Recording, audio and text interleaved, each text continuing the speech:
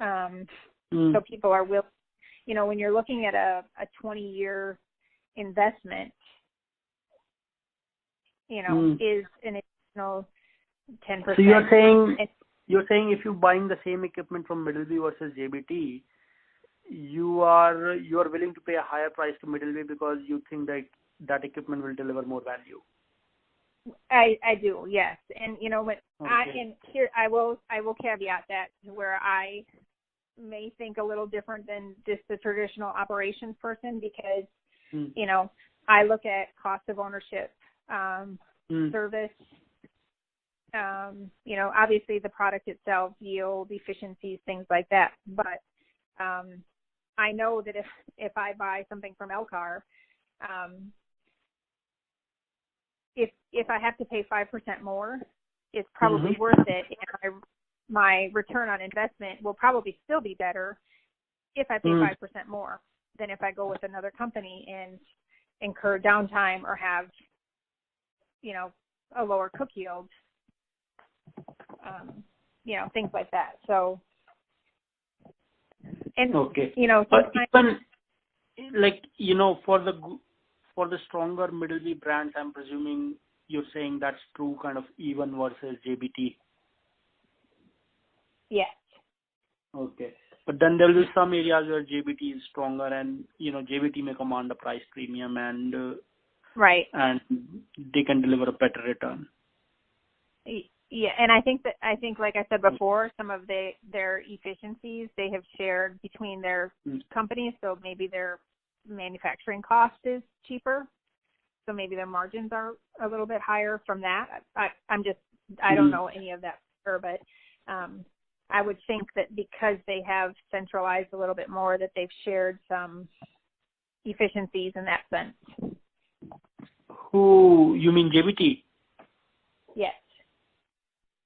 Yeah, but JBT margins are lower, right? So if they were more efficient manufacturers. Yeah. Yeah. Yeah, It seems like Middleby are the more efficient manufacturers. That surprises me, but if that's what the margins say, then. Were you aware of, before I talked about it, were you aware of what Middleby food processing margins are? No, I was not.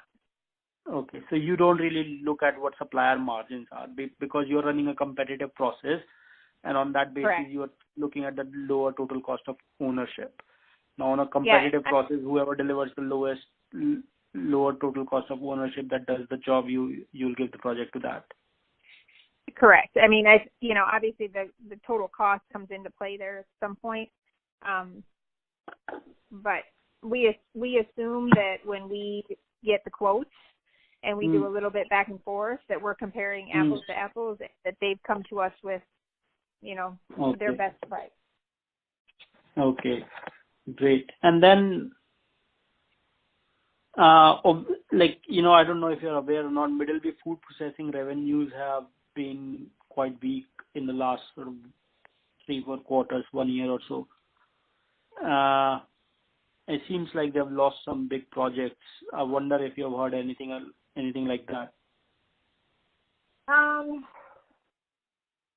I haven't, and I guess I'm not surprised by that. I feel like JBT had some, I know last quarter was weak. I think the quarter before that was weak. I think people are starting to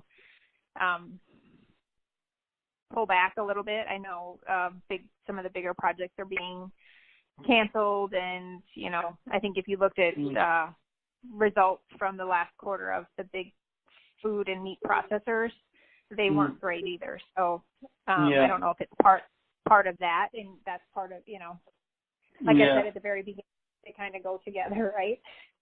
Yeah.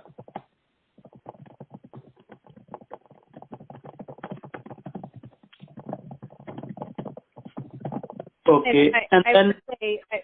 I've heard, just real quick, I know you're short on time, but I have heard recently where everything else as far as cost of ownership and yield has been thrown out the window for projects that are like maintenance replacement projects, and that strictly bottom line